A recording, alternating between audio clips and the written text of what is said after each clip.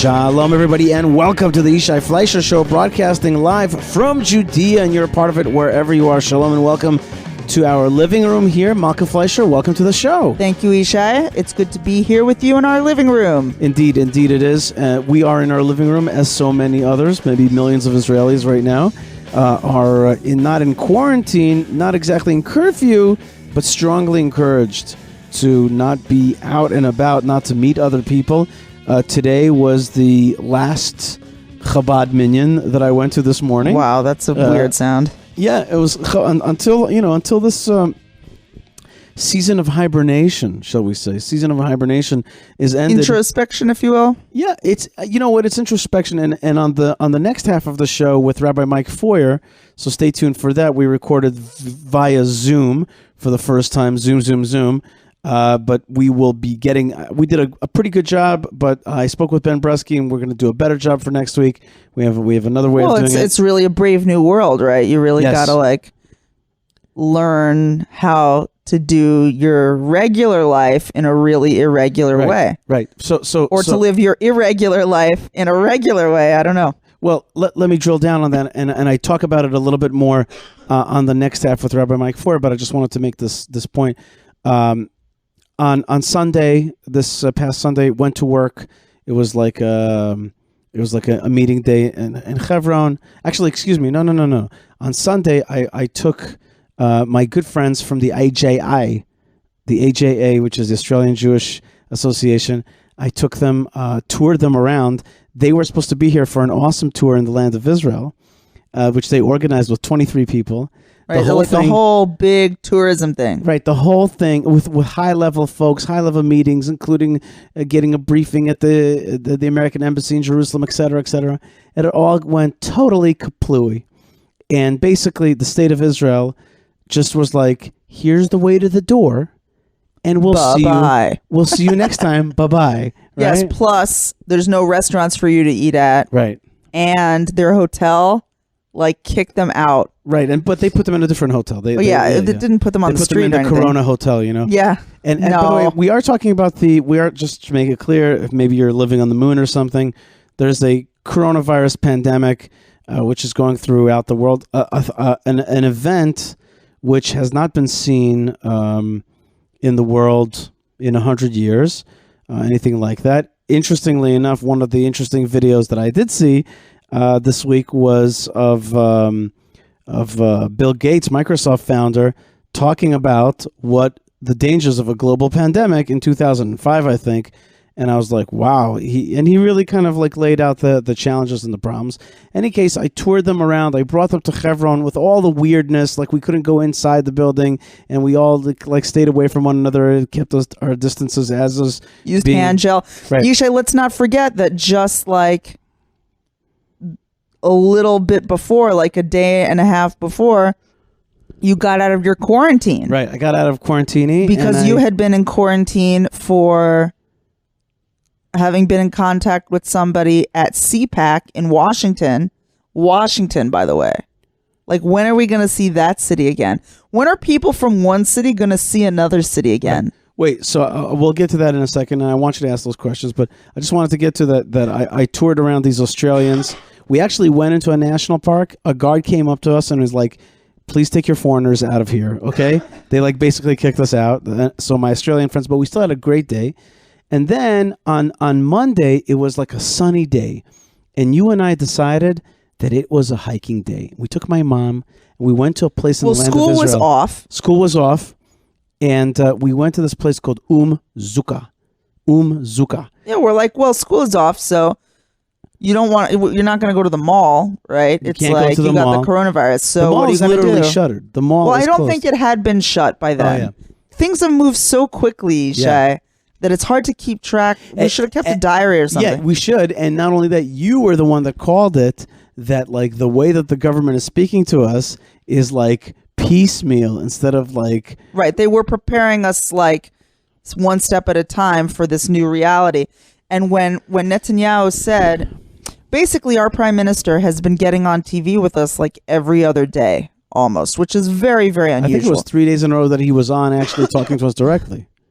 I'm not sure if it was 3 days in a row. I think there was alternating days, but I don't know. I'm in such a state of like shock and amnesia right now that I don't even know.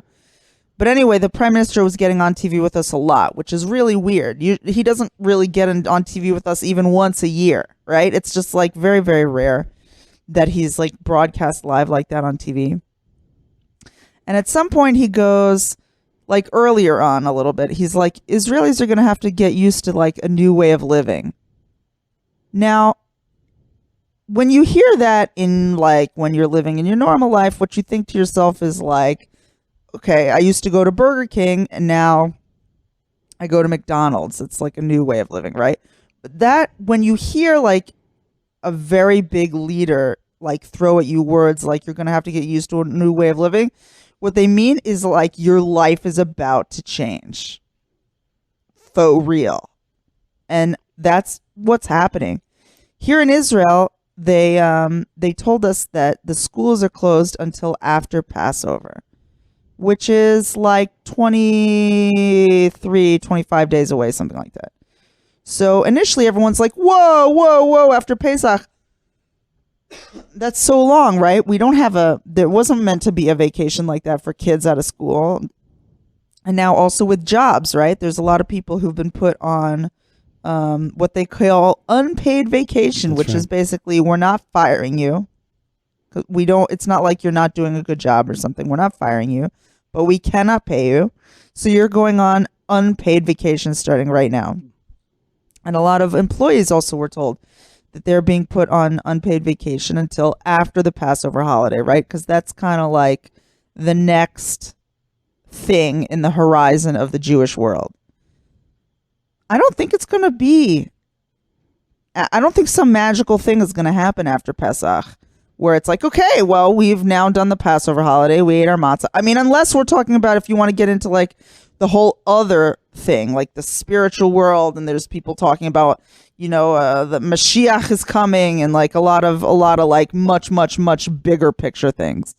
But like putting that aside for a second and just going into like the natural, regular world of regular living, I don't see why there should be any particular change after Passover. In fact, we heard a very depressing report on the television this evening that said that the Israeli Health Ministry is saying that the peak of coronavirus in Israel is going to be next winter. A year from now will be the height of coronavirus before it starts to settle down again, which is like...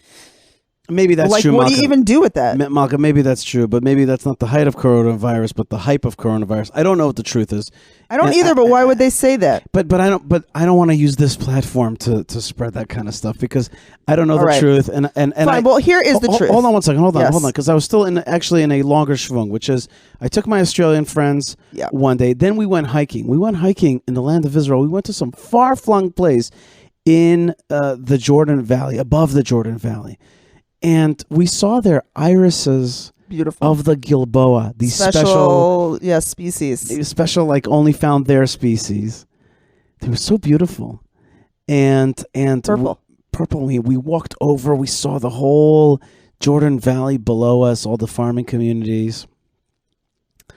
At some point, we actually started running. We estimated the hike based on the information that I had from the internet. It turned out to be a longer hike unless we somehow misstepped. But the bottom line was that we started running low on water. And I started getting a little bit nervous. I started rationing the water. And, I didn't think we were going to be in deep trouble, but we were going to be in a little bit of trouble. And suddenly this like white Jeep, which is obviously like a white donkey, right? A white old Range Rover drove up the mountain where we were standing. And the guy pulls over and he doesn't even pull over. He like stops the car. He goes, "You need water?" I go, "Yeah." He just pulls up the handbrake and gets out and gives us in the back of his car is this like big jug of water. It was beautiful. Not a jug, like a bottle, like a 1.5 liter bottle, but it was good and cold and nice, and it was really nice. And we kept going on that hike. We saw cows. So beautiful yellow flowers. By the way, my mom looked into a tree filled with chirping birds. Oh yeah, the tree filled with chirping birds. We made a beautiful video that I put on my Facebook page, and it was your idea. But we put it on my Facebook page and on Twitter. On Twitter, it was retweeted by our friend Imam Tawhidi, and this led to it being seen 17,000 times. Wow. I had some good Twitter moments. Yeah, you had good tweets this week. Yeah, I had some good tweets. And so that was very powerful. But, with that movie that we made, the message that I had was, well, if we're going to be in this situation, let us really thank God for what we have, be with our family, and get back to nature. And enjoy this thing. Little did I know that the nature was going to be also disallowed here in Israel. Not militantly disallowed. Right, not militantly disallowed. You don't go to jail for if you're not officially in quarantine, then you're not in trouble if you're found outside your house. But a lot of new restrictions have put in place, for example, and restrictions are strongly advised. Right. These strongly advised type of restrictions. For one, you're not really supposed to go out of your house. You're not supposed to go outside. Right. They make allowances for people with children who need to air out the kids, and people with pets who need to take their dog for a walk. They also say that people should go outside for 10 minutes a day and just take a little walk around the block, but to make sure that they stay separate from the people around them. Also, Israeli public transportation has been severely limited, or strongly limited might be a better way to put it. Basically, there's whereas public transportation in Israel, I know for sure in the Jerusalem area, and I don't know about in Tel Aviv, in the Jerusalem area ran until midnight, including buses to and from Tel Aviv would run until midnight. But now all of that is shut down after 8 p.m. Moreover, there's no public transportation Friday or Saturday. Now in Jerusalem area especially, there was never public transportation on Saturday. But now it won't be. In Tel Aviv, there was just all kinds of activists who tried to make it that there would be public transportation in Tel Aviv on Shabbat, and that was finally achieved just in time for it to be shut down, basically. So now there's no public transportation also in Tel Aviv on Friday and Shabbat. So the kibosh has been laid down basically on movement, and we were kind of excited, Yishai, after our tiyul, after our trip, by the thought that we would go on more trips now that we were kind of off of school, off of work. Now, but it looks like that's not exactly right. Now, if you see that video, you'll see that we're standing in this field of green and yellow flowers, very green field with yellow flowers, and the tree that is filled with these chirping birds that just go chirping, full of life. And because I was swept up in the feeling of that, I felt to myself like this is the let's get back to the human spirit through this whole crisis and find ourselves again. And I think actually some people have been doing that. Right. But today, then I went to Hebron yesterday. Right. And the place was shuttered. And there was just no tourism. And the Lord, in his infinite kindness, swept in a real rain, but a cloudy, cold. I want to stay indoors type of rain. Exactly. You don't want to be out there. And the kids are home and all that, and it's cold outside. You can't even go outside. And I realized that, and I talk about this in the next half as well, but I realized in my heart, wait a minute, it's not just about getting back to nature or communing and all that kind of stuff. It's actually about becoming more plugged into the digital world. And today, one of the big things that I did was I started familiarizing myself much more with Zoom as a technology, and realizing that this is like right now in our house, I would get a faster internet connection even more. It's like that's where we're at right now. We're at a moment where and then I saw Elazar, our son, talking to some friends in class on Google Hangouts. And it was like the old Brady Bunch thing where you saw all the faces. There's a story. Right. Of a boy named Elazar. And he was talking to 4 friends at the same time. That wasn't working perfectly well. But it was nice. It was nice for him to see some familiar, friendly faces. Yeah. And I just realized if God was going to quarantine all of us in the house, he created that whole internet and that way of connectivity, but in order to ameliorate the pain. But also God is saying, no, I want you to dive even deeper into this thing. That's what I was like taken aback, because my message on the video was like, come back to family, come back to values, come back to nature. And then the next day I was like, wait a minute, actually dive deeper into digitization, which is a word I made, right. and I thought to myself, and I think to myself, really, just like this is a Jewish tendency to think about the meaning of things. Sure. What's the meaning of things? And that's what's like puzzling a lot of brains around here in Israel. We're asking ourselves, like, what do you want, God? What is this? Right. What do you want to teach us? What do you want, God? Not what is this rhetorical. Right. Like, what is this? But right. what is this? Like, why is this happening? What do we need to do? What is this all about? And I also was in shul today, and then I came back from shul, and you were rightfully angry with me. But I'll tell you what happened in shul, which did give me a little... Because I wasn't very happy that you went to the synagogue, because I didn't want you to be near anybody. Yeah. So at Chabad, they have a tradition of reading Psalms of the day. It's like a group of Psalms, and every month you finish it. And in the Psalm that I read today, Malkah, there was a Psalm number 106, a long Psalm with kind of the history of the Jewish people from the Exodus until coming to the land of Israel, and also in the land of Israel. It's like a historical. It like goes through kind of different things. And there's a phrase there, verse 30. So it's Psalm 106, verse 30, and the Psalm is it's about when the Jewish people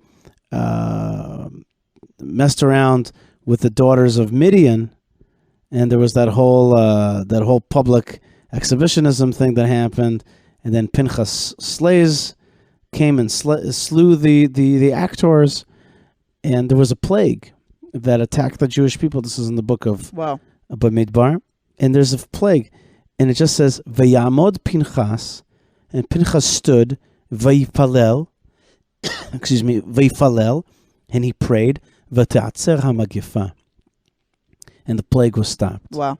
That's 5 words. Vayamod Pinchas. And it was in this week's... It's in today's. Today's Psalm. It's today's Psalm. Wow. Vayamod Pinchas vayipalel v'te'atzer hamagifa. And Pinchas stood, he prayed, and the plague was stopped. Now, Pinchas is, of course, also the spiritual predecessor to Elijah the prophet. Right? Pinchas is Pinchas hu Eliyahu. Right. And I just... Whoa. Now, I'm not the guy who easy to succumb to these like Messiah things. It's just not my thing.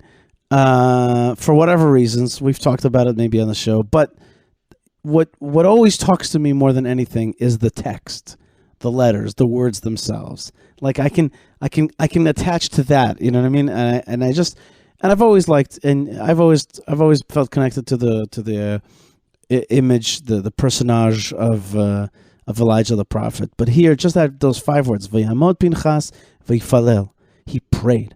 And that's also another thing. We do have to make sure that with all of our beeps and bleeps and tweets and all this stuff, that we pray. And Malkah, I recommend that tomorrow morning when we get up, let's take the time. We've got to pray just to make it today, That's for Malkah. sure. We've got to pray just to make it today. Rabbeinu Bobby Brown. You know what I mean? You got to pray just to make it today. You got to be, because we're living on a prayer, Malkah. We're halfway there. We're halfway there, And well, you know who's not going to be halfway there to the land of Israel right now? Who? Anybody who's not a citizen or a resident. Oh, snap. Earlier today, I kind of got a weird feeling, and I wrote to some of my family members, and I'm like, I always think to myself that if anything is going on bad, that the place you want to be is the land of Israel. Right. I just always, that's like my Baruch Hashem, especially in the modern era when the state of Israel is strong and successful. It really adds to the feeling that you don't necessarily want to be out in the diaspora when something is happening. Although the diaspora is safer today because there's a Jewish state. Yeah. If there wasn't a Jewish state right now and there was this plague, then tons of folks, I wrote this on Twitter. The Jews. Would be blaming the Jews. And the Jewish there state, were even people I saw that some people were blaming the Jews. Right. So I wrote on Twitter, thank God for the state of Israel. I'm thankful because if it wasn't for the state of Israel, we'd be in a lot of trouble. So people wrote to me in disagreement. They're like, no, bro. There's plenty of people blaming the Jews. I'm like, exactly. Right. That's my point. Exactly. So much worse. It would be so much worse if people would be physically attacking them. Here, in this case, they know that there's an Israel, which is protecting the Jewish people, and is going to fight you, and they also have where to run to. They have more confidence, and there's an ally. It's a completely different. Whereas Rabbi Mike Feuer always says, we're re-embodied in the state of Israel, and the Jewish people in the land of Israel. We're re-embodied. That body fights for us. Right. And we're very thankful that we have that. So I reached out to some of my family members in America because I don't really have, I have your family here in Israel. I'm so lucky for that. And I have the greater Jewish family. Right. But in terms of my nuclear family, I don't have any family here in Israel. So I reached out to some of my family, not everybody, but just a few people. And I was like, maybe you want to just come here. You could stay in my house. I have kilos and kilos of rice. And food in this house, and I'm even going to the grocery store tomorrow to try and do my a big bulk of my Pesach shopping, God willing. And I was like, maybe you want to come anyway. For a variety of reasons, not the least of which is that everybody's terrified to go to the airport because of a fear of getting infected. So nobody took my bait, but it didn't really matter anyway because just a few hours later, there was an announcement that Israel has sealed its borders to all foreigners. That's it. The land of Israel is closed. Did you see that graphic that was circulating with the globe, and it's globe. Sorry, we are closed. We're closed, yeah. But the land of Israel is closed to anyone who's a non-resident. Up until now, the last whole 2 weeks or 3 weeks, whatever this, it's gone so quickly. It's hard to keep track of it. But the previous directive... Maybe we should tell the kids to do a little bit of writing tomorrow. A journal? A little journaling, yeah. Yeah, that's not a bad idea. We should do a little journaling ourselves, maybe. You're right. But it used to be that foreigners were sort of discouraged to come to Israel. But if you wanted to come to Israel, you could, as long as you could prove that you had a place where you could quarantine. So, for example...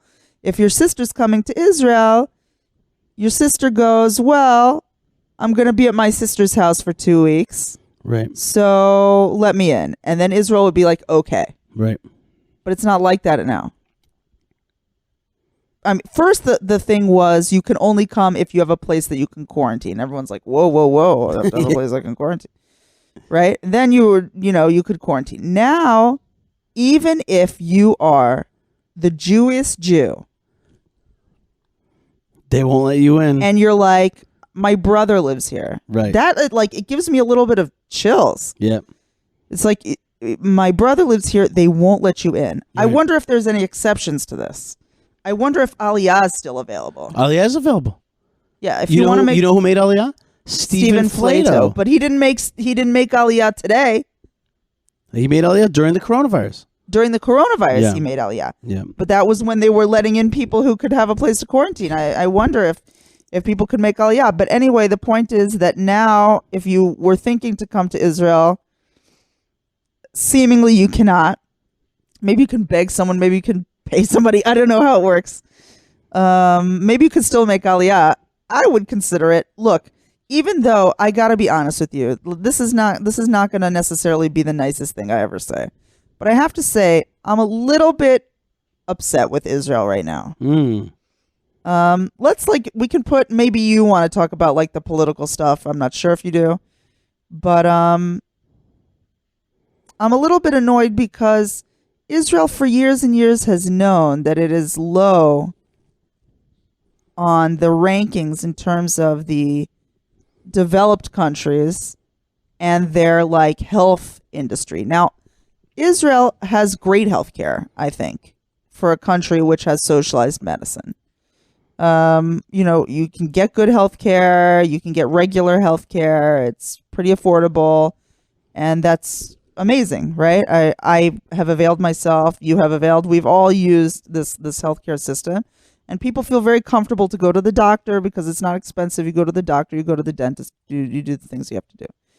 But it turns out that Israel doesn't have enough hospital beds. It doesn't have enough space for people in the hospitals. It's ranked pretty low in the OECD rankings, which means of the developed countries that make the OECD, we're not at the top there. Not even close. We're at the bottom. We're towards the bottom. And there's a few other things, even in terms of education, other things. We have some stuff that we're behind on. Right. But now here at Yishai, it's one thing to say. And that's why we had to do so much quarantining because the country was not ready to. Because we don't have the capacity. Right. And Israel's not prepared to deal. Now, there's a certain blessing in that also, which is if a country is oh, we're fine. We could totally. We got lots of hospital beds, right? That's not necessarily the way you want to go either. Right. So I guess there's a blessing in that paucity because then you have to be extra vigilant. Right. But even still, it doesn't make me feel great, the thought that there's not enough ventilators. Right. I agree with you. And let me add to that another thing. Which is you're saying, okay, we have a medical lack here in Israel. Okay, well then our awesome government's going to just hop to it, wouldn't it, right?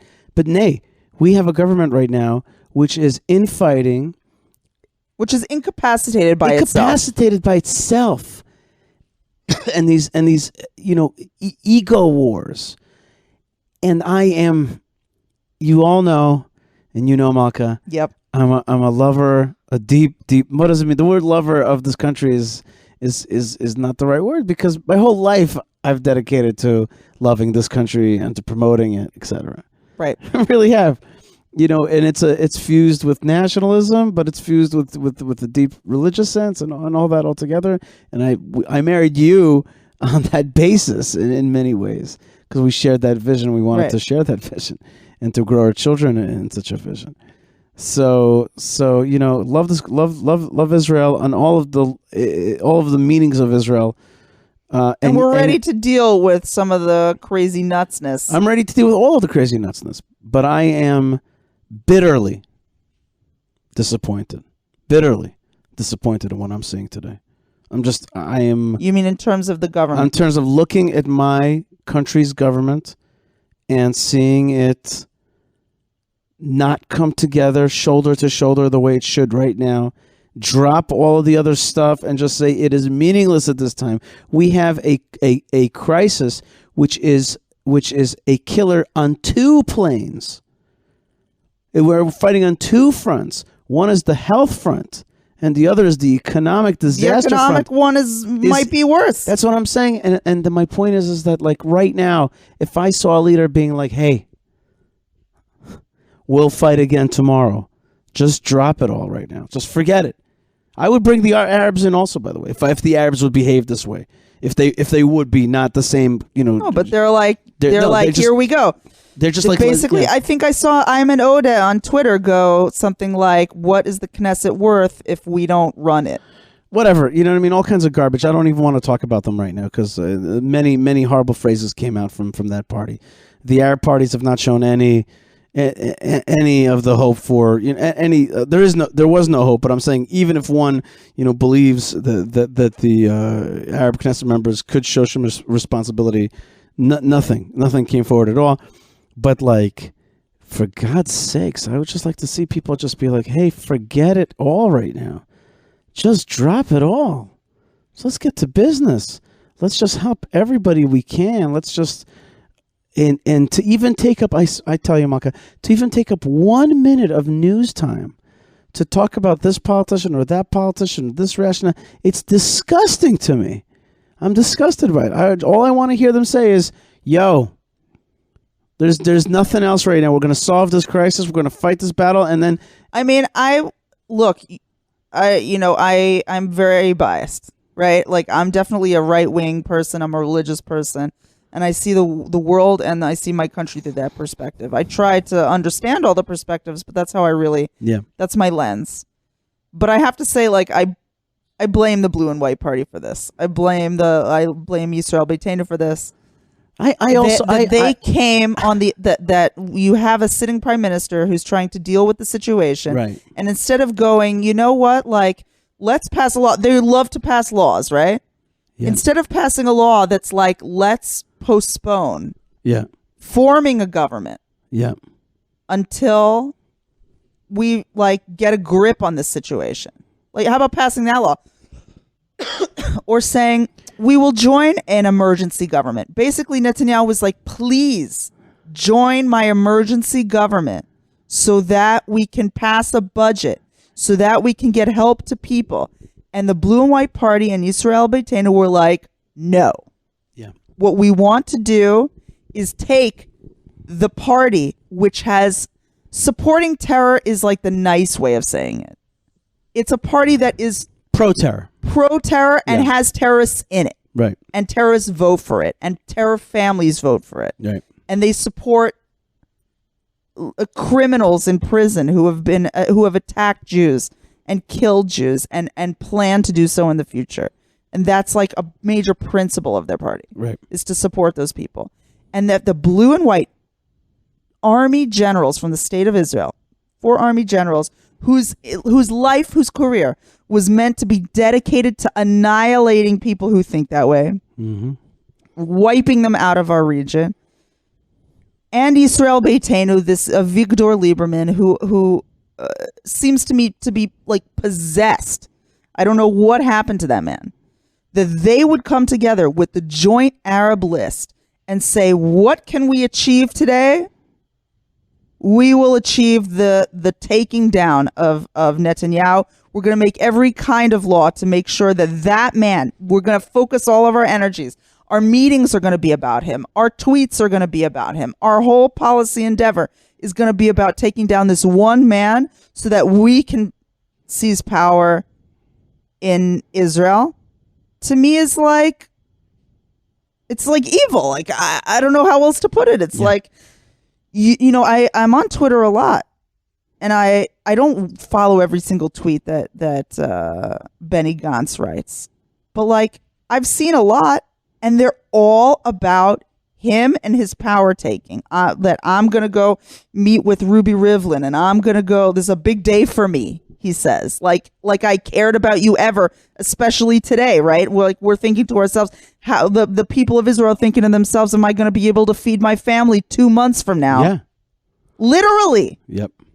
Am I going to be able to feed my family 2 months from now? And he's like, this is a big day for me. Well, whoop-de-doo.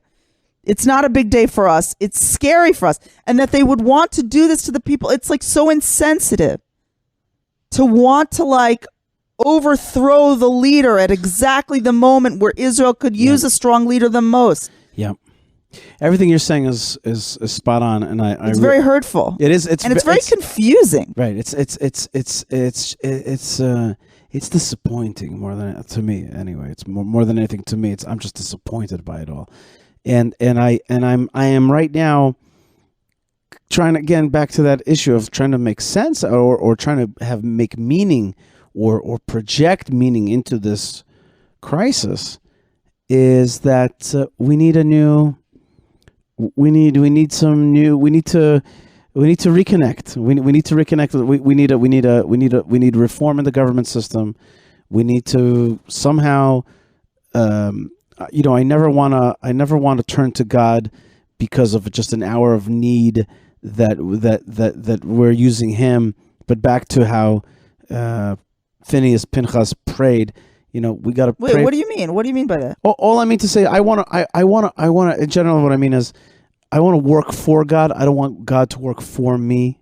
Like I'm very, like, it doesn't work for you, Yishai, but you know me. I mean, I don't know when I'm ever, you know me, like, I pray for a parking spot on a regular basis. Yes. No, you have your own actually parking angel now. It's. I don't know if I have an angel. I just like, maybe I have like a, like a pathway that I have, dug with my fingernails to God on this specific issue. You're like in Shawshank Redemption. You keep writing the, the letters every day. Exactly. So like, but so I wouldn't say that it's God working for us. All I meant to say is that's part of the plan. It's that we need Hashem for all the things that we have going on in our life. I mean to say that I hope And I pray that we're able to use this moment to understand that we need to fix the hospital beds. We need more hospitals. We need more doctors. We need to go big on the doctors, not small on the doctors. We need a lot more nurses, a lot more doctors. And we need some government reform. We need some government reform, and we need to have a system that empowers less of this egotism, and empowers more people who are humble servants of the people. We need checks and balances. Here, I have to say that I am a believer in the American founding fathers, that they understood that systems of government need to be made in such a way as it, in a sense, disempowers or disinclines people with strong egotism to have full reins. Either that, or go the other way, which is the King David, reigning in our country as a great and benevolent monarch who moves it forward. Okay, but this situation is the emperor wears no clothes. The emperor is naked. If it's such a crisis moment, if it's such a human crisis moment, they can't get over themselves. To people like me, I'm looking at them. I'm telling you, I'll never be able to look some of these people in the face, and I will see them. I'll be like, "Who are you?" At the moment of crisis, you're junk. In nishtorshество, we say in Russian. Like you're beneath contempt.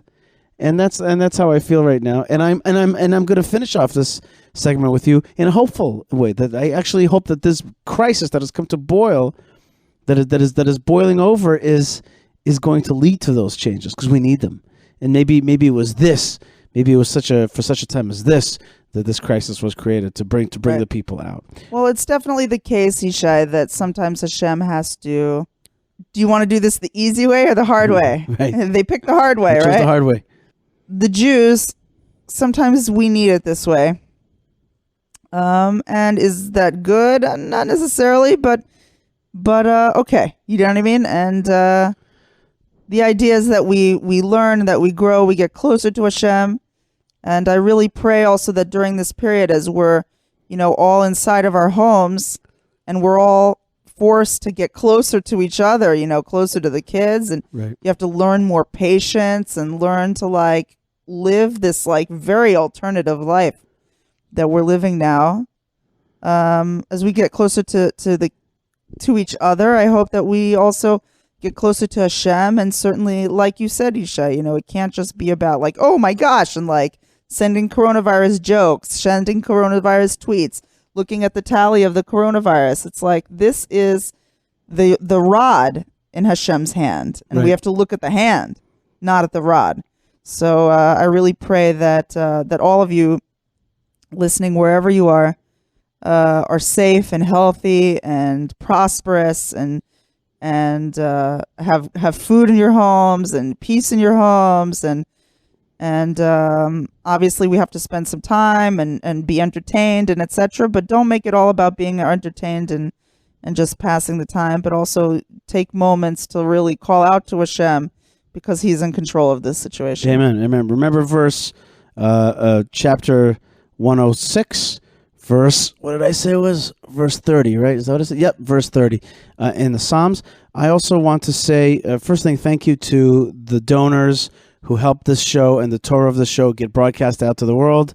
If it's Sarah and Nathan, I want to thank them very much. If it's my friend the Michels out in Switzerland, if it's my friend Cynthia out in California, who really make the show go further to the world. Hashem bless you all. Hashem bless you with health and success right now, both spiritual and earthly success.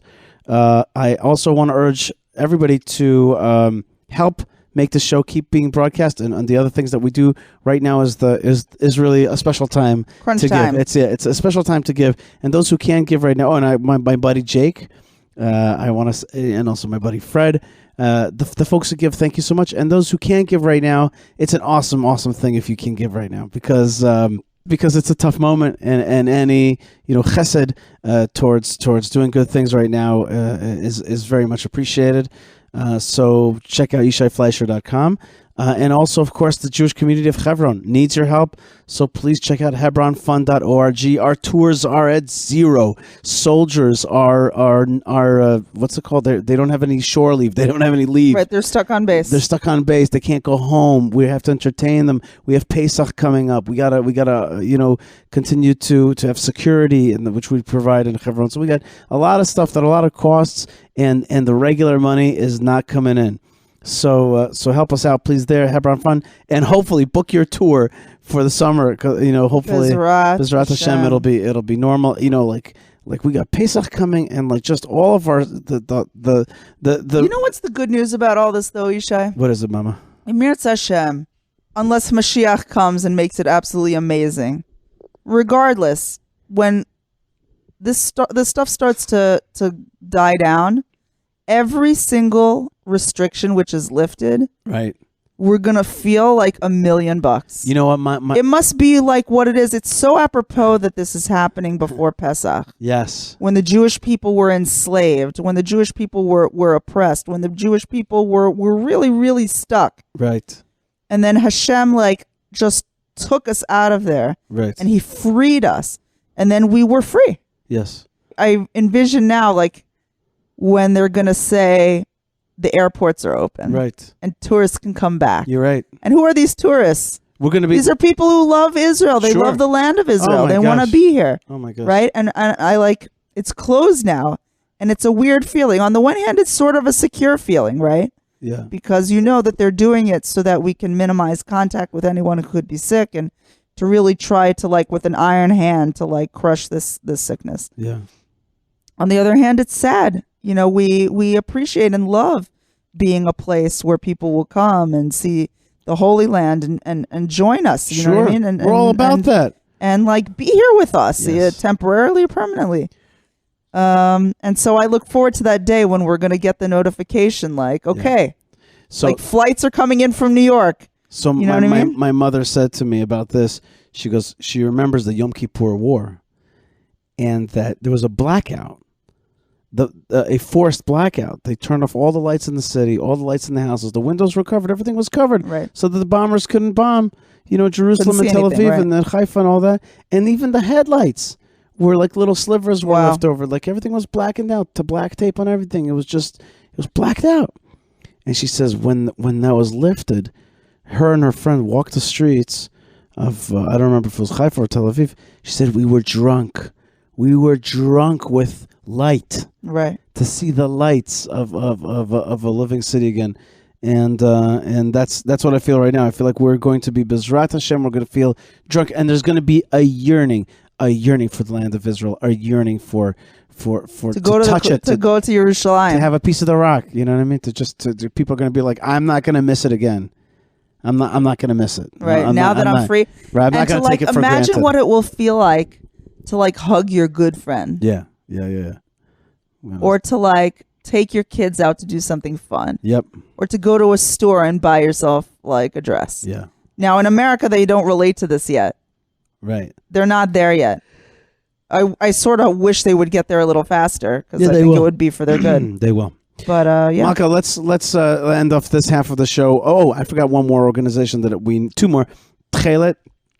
Still a great time to buy some tchelet right now. Well, are they still sending? I'm sure they're sending. I don't know if it'll make it from Israel to America now fast enough, but still a great thing to have. And Yishai, Tekhelet. Maybe we can still manage to get some pairs for our kids before. That's Pesach. right. And also, that's right. We should do that tomorrow. We'll order that, and then also just one last organization. I think is a little organization called the Land of Israel Network, with an amazing headquarters on the Arugot farm and a wonderful radio station. It's also hurting right now with the situation. So check out the Land of Israel, the Land of Israel Network. And if you love these shows and if you could spare $1, please be generous. That cough, that sounded like... That was if you could spare... Oh, yeah, you thought that was on purpose?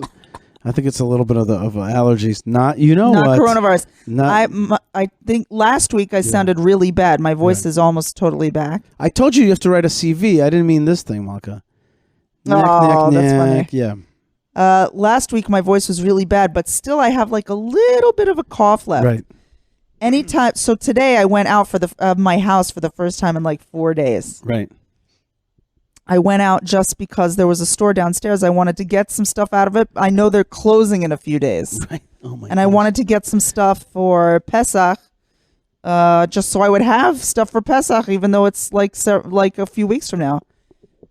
And I like coughed, and I'm like, it's not Corona. That's like a thing I know how to say. It's like, I'm like, it's not Corona, and everyone's like, right? There's like a little laugh.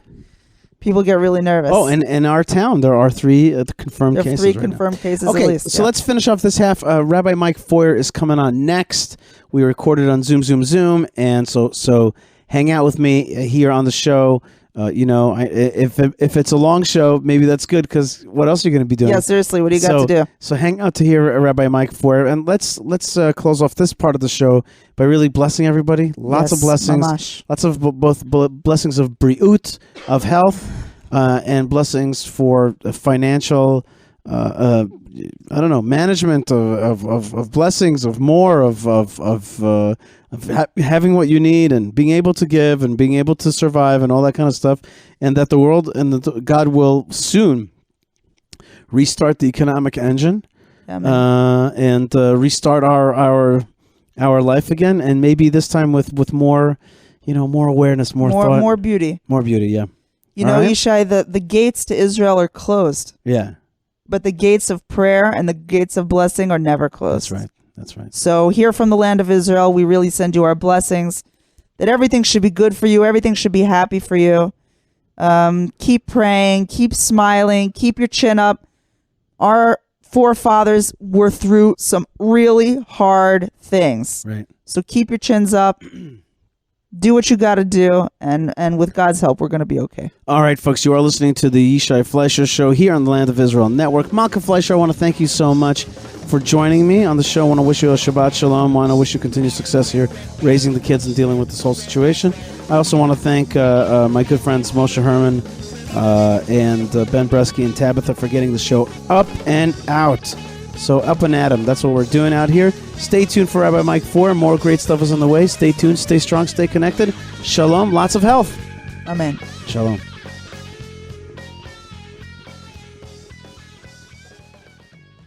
This week on Israel Uncensored with Josh Haston, an interview with Rabbi Zev Shandilov, who says despite the coronavirus outbreak, the focus shouldn't be on what we can't do, but on what we can.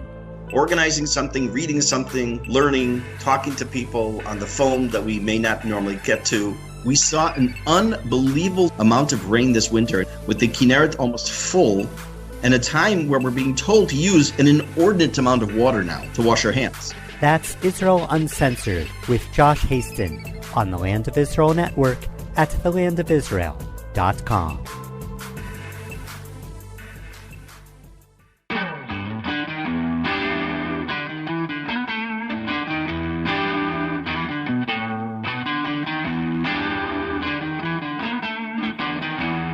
Shalom and welcome to what is usually the Yishai Fleisher Show, but in this case, it's a little bit different because it's being done in a different format, so it may have a different kind of name, and that is that Rabbi Mike Feuer and myself are on right now via Zoom and You're in my recording world it. now.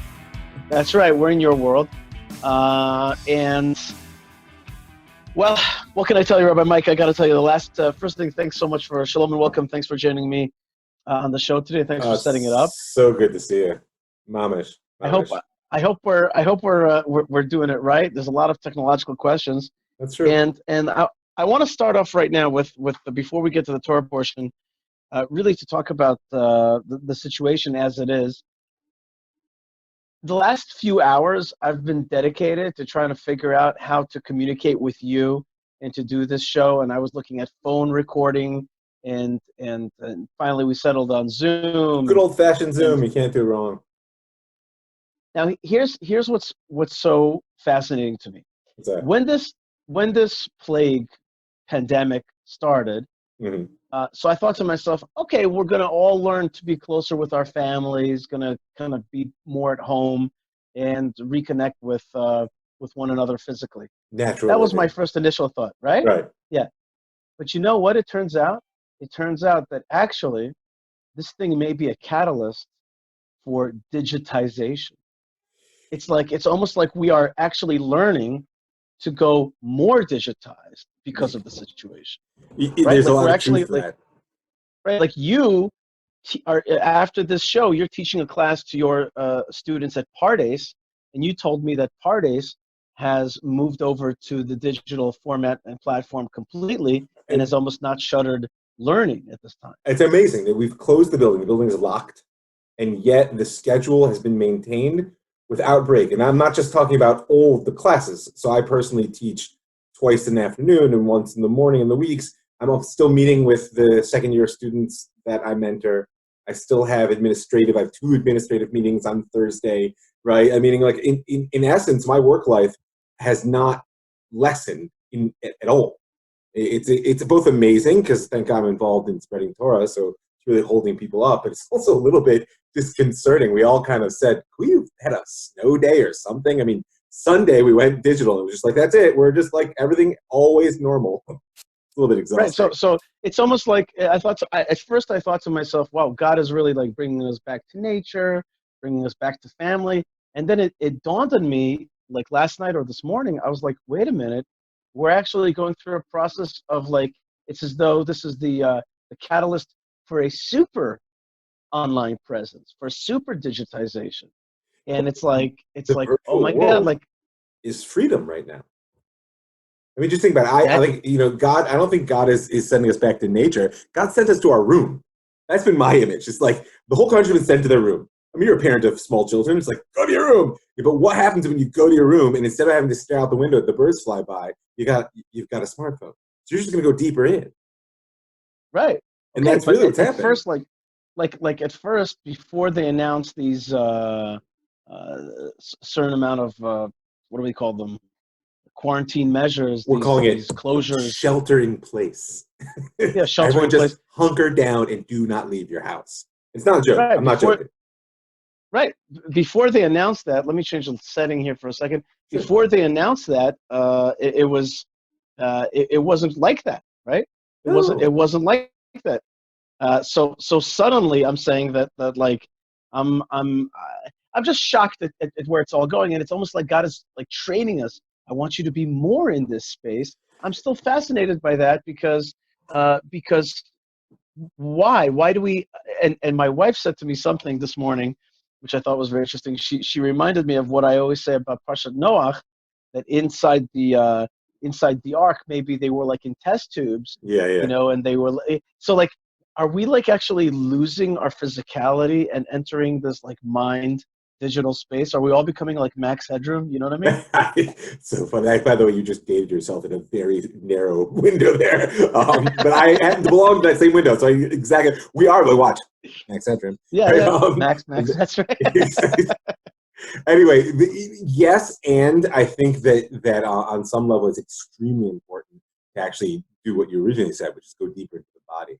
I mean, I actually got to homeschool my kids this morning. I have 5 kids at home right now. 2 are teenagers. One is actually looking at her Bogriot, these sort of matriculation exams for a very serious event in 11th grade life in Israel. She's just working constantly, taking care of herself. She's getting WhatsApps from her teachers, and she's got a computer, and she's been working nonstop. She's getting up, working. I wouldn't say she's happy about it, but give her credit. I mean, she's getting it done. But the 3 younger ones, my 12-year-old, my 10-year-old, and my 5-year-old, they need to. Yeah, right today or last night, the Prime Minister announced that you shouldn't even go to the park. So it's like this morning, just lidugma, as we say, we all prayed together. I mean, I prayed first, and I facilitated their prayer. And then we did a project of building bridges out of the boxes of cereal boxes to see how much weight they could hold. And then we had the classic Israeli tuna shenet, right? Smoked tuna Israeli style. You must know, right? People don't know. And you do, but those that don't realize that this is like I don't even know what to compare it to. Like roasted marshmallows. It's a cultural icon. Yeah, but what would you compare it to in American culture? It's not really like roasted marshmallow. I don't know. What you do is you take a can of tuna in oil, you fold toilet paper in a ritualistic fashion on top to make a wick, you light on fire and you let it burn all the oil off and poof, smoked tuna. So this actually occupies a lot of time when you have a 5-year-old, 10-year-old, 12-year-old that will sit there and watch burning tuna. Where did your smoke go? Did you do it on the balcony? Yeah, of course, yeah. No, I'm not that stupid. Yeah, and what else did we do? Oh, then we did target practice with my son's Nerf compound bow, which was actually a lot of fun, and I want you to know. But anyway, my point is, I missed that. I'm good. I said I'm good. You shot them good, okay? Yeah. So, but my point is that there is an opportunity, like you said, to move deeper into these relationships. But I think that people like yourself and myself who aren't going to give up on the larger mission outside of the family just because God sent us to our rooms, it's a huge blessing what we're being able to do right now. And when I wrote you this morning, I was like, we got to do a show. Right. The word huge blessing, I'll agree to that, but it's dressed as a huge global challenge. And you know what? As a student of history, you know that, for example, World War II can be studied as the greatest catalyst of technology that ever happened. I'll give you something a little bit closer to the bone. The bubonic plague, Black Plague, wiped out half the population of Europe, more or less. And in so doing, elevated the value of the labor of a single human being to the extent that it transformed individuality in human society. Now, I'm not saying it was therefore worthwhile, don't get me wrong, but you're entirely correct. These types of crises that cause reordering open up whole new horizons of potential. And one of the things that it behooves us to do is at this point, sitting in our rooms wondering what to do next, we should be wondering, what's that horizon? What's the potential that's coming in the world right now as the old world passes? Yeah, that's where I came to this thinking, like, whoa, like if we were prepared to be digitized, this has thrown us forward and like forced us into this. Like with this very conversation, I think of as a type of watershed moment. This very conversation, I think I'm so glad to be there. A type of watershed. Well, it's interesting that we're talking about the let's call it the re-architecting of a world in the wake where this goes. Yeah, who knows, right?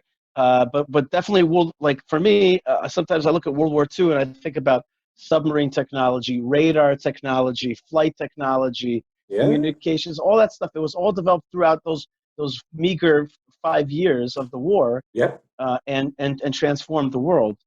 Radar was developed solely in World War II. The whole emergency medical system that we know was developed through war, largely Vietnam. Well, we're in a twin Torah portion this Shabbat, which is Vayikal Pekudei, which is really about the building of the Tabernacle. I'm with you. Just grab my chumash. Where'd you go? I'm with you. I'm just grabbing my chumash. Yeah, no problem. I just wasn't used. I didn't know that Max Headroom could leave the box. Leave the set. I just didn't know that. Stand still. This is so. I have to tell you, this is. There's an element of surreal. I mean, it is surreal. And you have to. And by the way, the two things that we have to maintain right now are humor and humility. It's like you have to laugh with it when you can. You know, I'm sure you know that Nathan Sharansky, great prisoner of Zion, right, said that keeping a sense of humor was one of the most important things that allowed him to survive. Right, that and playing chess in his head. Right, but everybody knows the chess in the head thing, but don't lose the sense of humor. I remember he tells a story in his book that he once told a joke to a guard. These Russian guards are, I hate to be stereotypical about Russians, but he wasn't about to laugh, right? There's, the guy's holding back, and Sharansky looks him in the face and says, "Who's in prison right now? You can't laugh. Then you are behind bars." Right. That's right. No, and there is a lot of humor. There will be, we will be able to make a montage. The memes have actually been hilarious. Yeah. Right. And if we survive this thing, we'll be able to really laugh at it one day. Yeah. Like that was a joke also. See, more of a dark. It was a grim sort. I let it roll. Yeah, grim. I like grim humor. Makes it speaks to my Russian side. We have this character, the main character of this no narrative section of the Torah, which really is going to end the book of Exodus. So we're also in a transition period there. The main character is going to be Bezalel. He's going to be chosen as the guy who's going to make all the stuff. So all the stuff that we were told to make is going to be made. That's in this week's Torah portion. And he kind of, and one might think that this is redundant or tautology. Rabbi Berman, Rabbi Professor Berman at Bar Ilan really showed that in the ancient Near East, all the texts have this recurring theme, which is somebody tells you to do something and then you do it. Yeah. And here you are told to do something and then it gets actually done. So you have this Bezalel ben Uri. He's joined by Oholiav ben Achisamach from the tribe of Dan. Rashi says that this tribe of this combination shows that somebody from a very high tribe can also be connected with somebody from an ostensibly low tribe. Yeah, well, that this was a meritocracy, right? Meaning that all that mattered was that they were the right man for the job, right? And that's the exact you're saying. From the heights of Yehuda down to Don, didn't matter. Just make sure it's the right guy for the job. It's the right guy. I mentioned last week that it's called Bezalel ben Uri ben Chur. That was the son of, meaning to say the forefather there is Chur, who gets murdered by the Jewish people, not by the Jewish people, probably by the Erev Rav, the mixed multitude. And so God recognizes that this was something that I thought of years ago in my head, that it shows that God says, I didn't forget Chur, who was murdered in the sanctification of God's name. I'm going to choose his grandson to do this holy work of what he wanted to do originally, Chur, which was to continue a work of holiness. And so I chose Chur. And I want you to know, Rabbi Mike, I found that in the Midrash. Oh, I did find it nice. Of course, the Midrash that has it all is the Mi'am Lo'ez. Yes. Mi'am Lo'ez just has it all. And if you have time to read it on Shabbat, I found exactly that Chur was chosen, that Bezalel was chosen to actually, he was chosen in order to do kapara for the Jewish people for what they did to Chur. That's the way it's read over there. And at some point, the Jewish people bring too much stuff. Right? There's volunteerism is asked for. Yeah, but it's like, okay, everybody, hold back. Why does the Torah spend time? I wanted to ask you to kind of tell us, okay, Jews, don't bring any more. We're done. We've had enough of your gifts. Thank you, but that's not too much. Why does the Torah, I could have just skipped over that. It didn't have to even have a verse, right? Right, actually, and it's something which the Torah says twice, both here in the sort of retelling and in the original commands. I would say it's connected to one of the two fundamental motions of heart that are driving this process. There are two motions of heart that drive the building of the Mishkan, and the one that this is I lost you for a second. Can you repeat that for me? Because I lost you for a second. I said two motions of heart that are driving the construction of the Mishkan, and we'll get to both of them. But this one is nidivat lev, right? That if you look, that the right at the beginning, right? So not quite at the beginning, but when the actual giving begins, right? It says "Kachumi etchem truma l'Hashem kol nediv libo yavia el trumat Hashem." Right? I'm looking in the 35th chapter on the 5th line there. Right? Take this sort of donation from the offering to God from everyone. Everyone nediv libo, everyone whose heart causes him to do what? Now, normally we translate nedivut as what?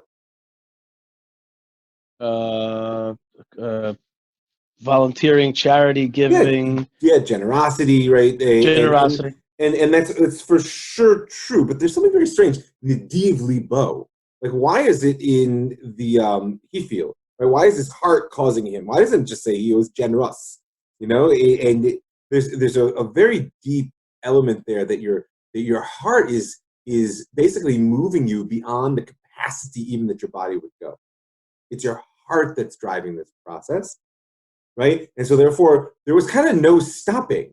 Once you tap into that deep well, and I know you're someone who knows that in his own work, and it can be even, God forbid, self-destructive. You can drive yourself, burn yourself out. But there's some aspect of heart that when you tap into real nedivut lev, that real sense of volunteer generosity, etc. It's just there's no bottom to that, and so therefore Moshe.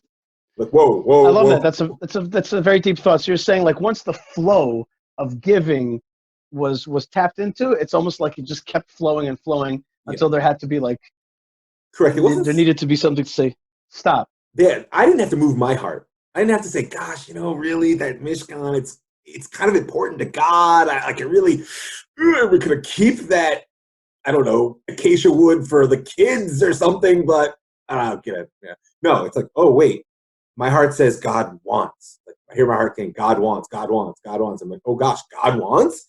That, this, hey, honey, take off the earrings, and like, oh, kids, those pants, you got another pair. Like, like, give it. And then suddenly, Moshe has to actually stop them. And it's I was just saying the Medrash has. Go ahead. Yeah, we can't see each other that well, huh? It's critical to understand that as a archetype in spiritual practice. Remember, the Mishkan, we're building a place where God can dwell. Which we have this notion of building the Mishkan in our hearts. So one of the ways, that's what I meant by motion of the heart. One of the things that we can all do is find that place within ourselves that our heart moves us to give. Because there are places where our head moves us to give. We make a moral judgment that I should do this, and that's fine. I'm not denigrating that at all, God forbid. There are the places that each of us have that once we hit it, we have to. It's like it's a flow, and finding those places is one of the two critical elements for successfully making our own lives into a place that God can really dwell. Now the Medrash laughs a little bit at the Jews a tad, and it says, well, when they were asked to give for idolatry for the golden calf, they were also willing to give, and then when they were asked to give for the tabernacle, they were also willing to give. There's something about the Jewish people that is, one, willing to give. Two, that flow can also be directed in a bad way. Yeah. And that, or maybe that really they were so hungry for any kind of spirituality and you just have to channel it. There's many ways to understand that. For sure. But the bottom line is that the Medrash kind of just a little bit makes fun of the Jews and is like, yeah, you were willing to give for this, you were willing to give for this. And by the way, it's known that Jewish charitable giving in places like the United States is majority for hospitals, ballets, stadiums, now, and in our generation. But let's not forget that previously, like if you look, I did all these episodes on our early American, say early 20th century or the late 19th, early 20th century Jewry. And you see consistently, as Jews were shedding the traditional European model of religion, the thing which became definitive of Jews in America in particular was giving. And there it was giving to one another, it was giving to Jewish organizations. And so much so, you see these in the first, what are they called? First primary documents, like reading newspapers and shul. A person who doesn't give money is a Suffolk Jew. It's like, yeah, really, right. He doesn't give. Hey, he's not a Jew. Like today, God forbid, people go pointing fingers at each other. Oh, he doesn't support Israel, he's not a Jew. Or, oh, he doesn't keep kosher, he's not a Jew. Then it was like, oh, you don't give 10% of your income to Jew, he's not a Jew. So I hear what you're saying. But I think what it goes to really say is that Jewish people, one of our major roles, I think I define it as really to be a channel, a conduit. Yes. A conduit. And that's just one of the main roles of a Jewish person. And it could be in ideas, it could be in spirit, it could also be in creativity, it could also be in actually giving welfare money. Money and being right. And okay, God gave me this. I'm channeling it onward. I'm continuing to be a conduit. It's what God says to Avram, bracha. You will be bracha, meaning you're just going to be more. More is going to come into the world through you. Right. I think that Jewish people should kind of internalize that, and certainly without looking at anybody down at anybody else, but just understand, like, my job is to be a conduit. And the real Jews that I find that are messed up are the ones that don't understand that their gift to this world is to be a conduit for something, and are kind of just focused on hoarding or kind of focused inward, as you said before. Like, that's kind of question mark if that's a Jew, but really most Jews are a conduit one way or the other.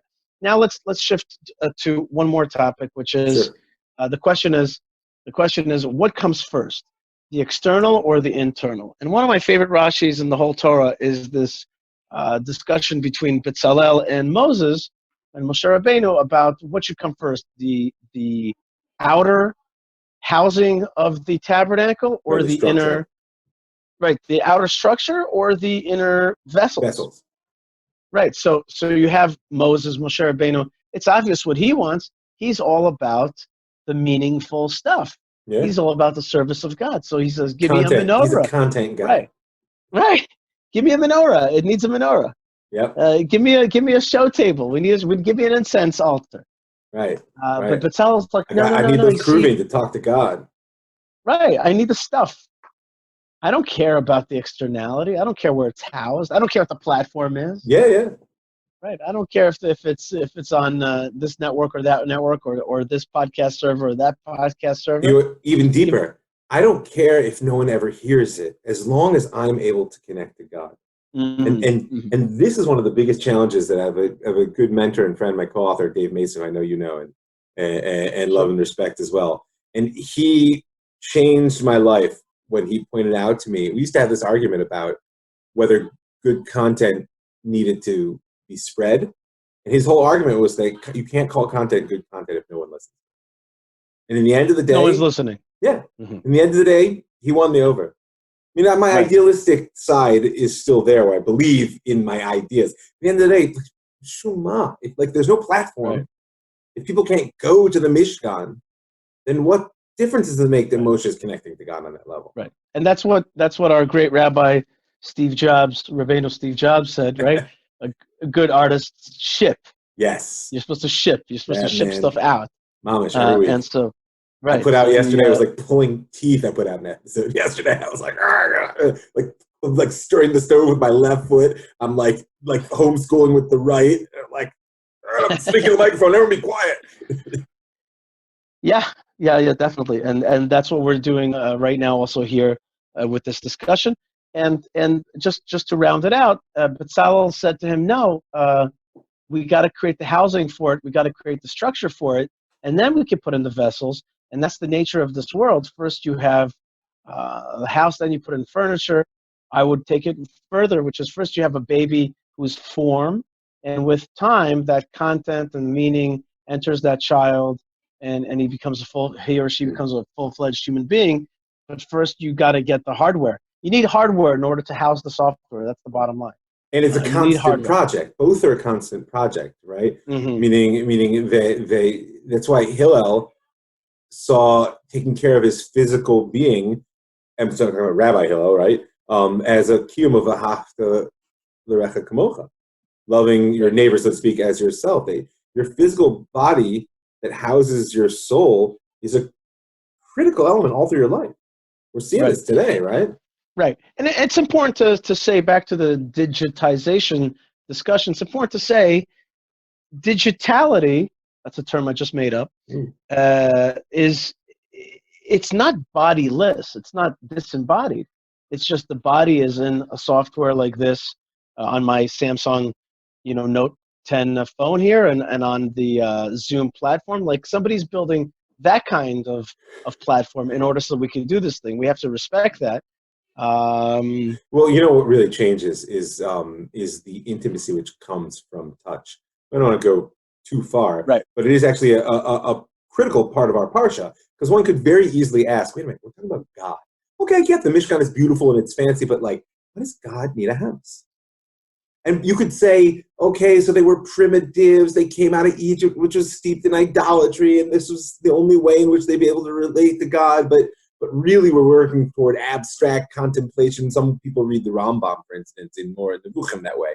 But in the end of the day, they can read the Rambam that way. But the Rambam also wrote Hilchos Beit Bechira, right? The laws of rebuilding the temple, because the physical place in which we meet God, let it be soon, let it be now, I can see right out my window, right behind me. I don't confuse everybody by turning the computer around, right? The backside of Jerusalem, right over that hill, there's gonna be a brick and mortar.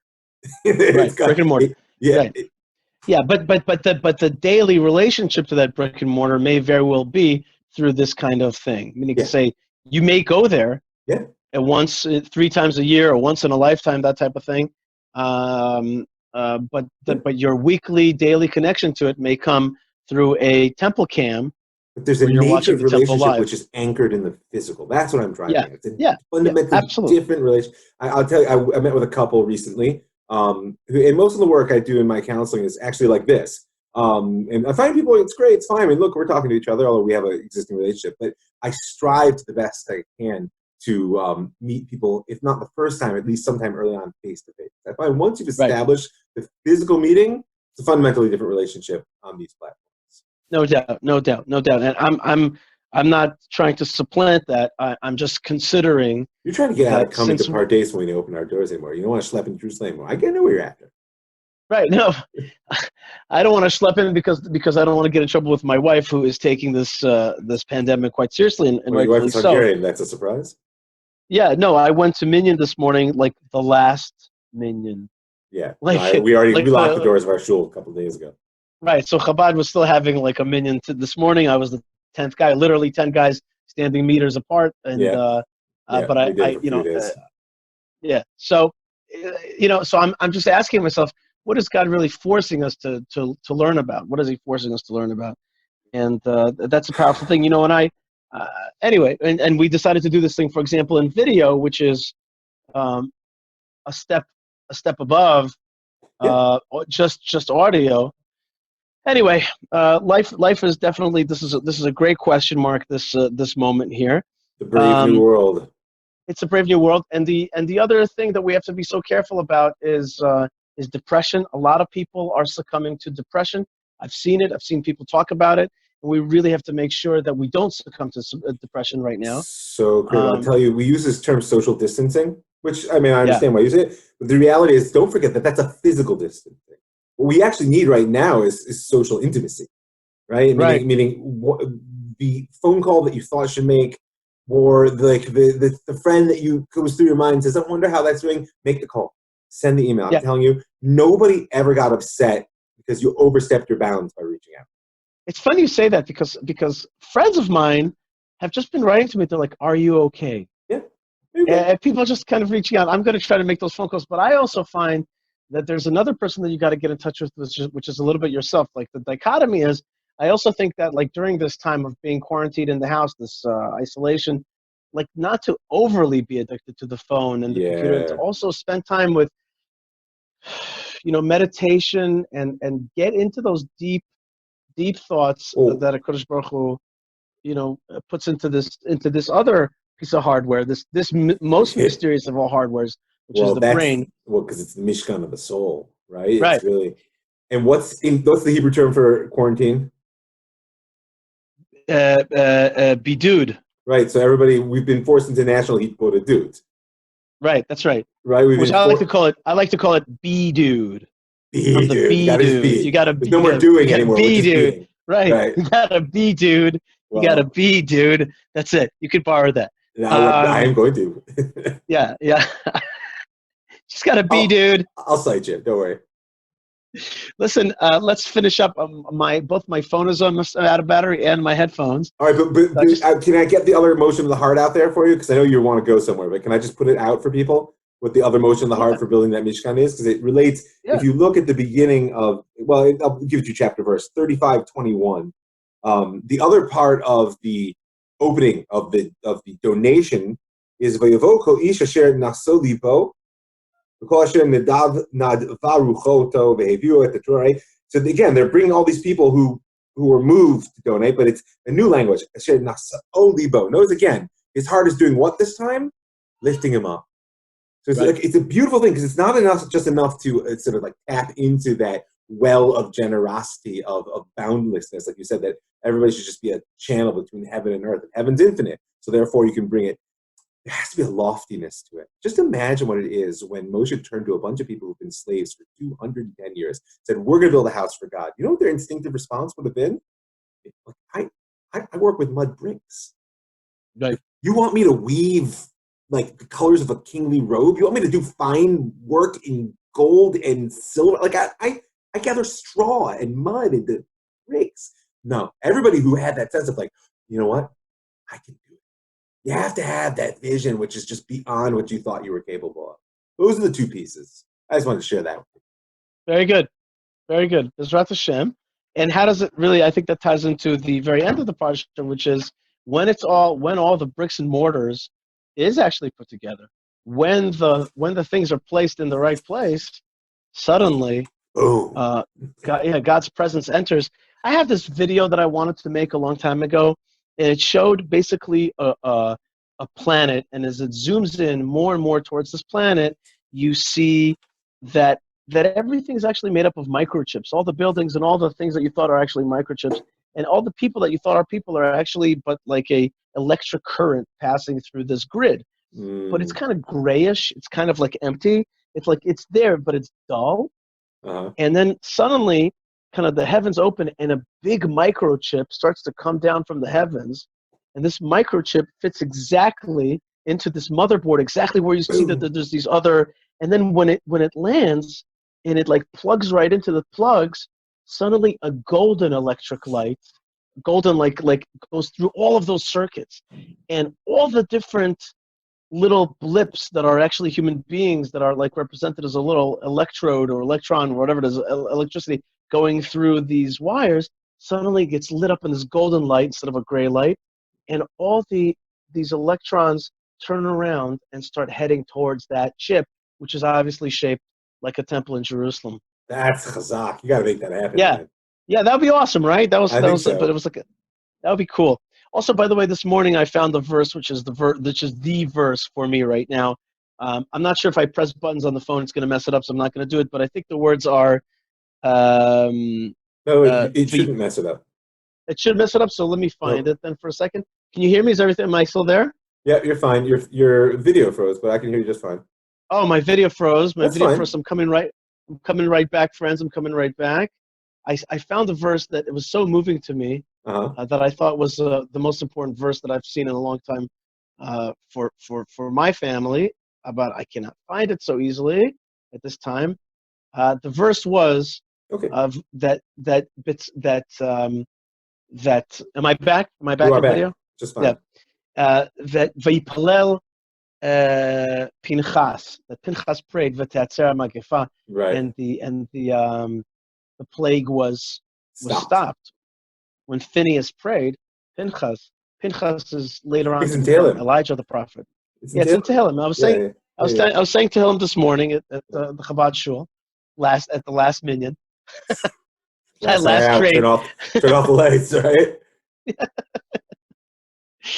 But I thought to myself, we really have to turn right now to heaven, and we have to pray like Elijah the prophet, like Pinchas, and maybe hope that a great righteous person is somewhere out there really praying to God and talking to him right now. The kind of Kabbalah tells us that in any generation there are 36 hidden righteous people that are holding up the world, and we need to ask for this world to be held up right now in this traumatic moment. Amen. Traumatic economically, and we need that blessing. We need to pray, and we need this plague to be stopped. And as you were saying at the beginning of the show, may we come out of this really strengthened, maybe with a greater knowledge, a greater, more important knowledge, and certainly a greater connection to our family, to the earth, to ourselves, and Bezrat Hashem, to the Torah of Israel and the Da'at of Israel. Mamish na'aseh v'natzliach. Amen. All right, my friend. Rabbi Mike Feuer, thank you so much for joining me and letting me join you on this platform. And let's keep it up. Let's keep broadcasting in this time. We will. All right. I'll see you soon. Yalla, toda rabba. Shabbat shalom. Shabbat shalom.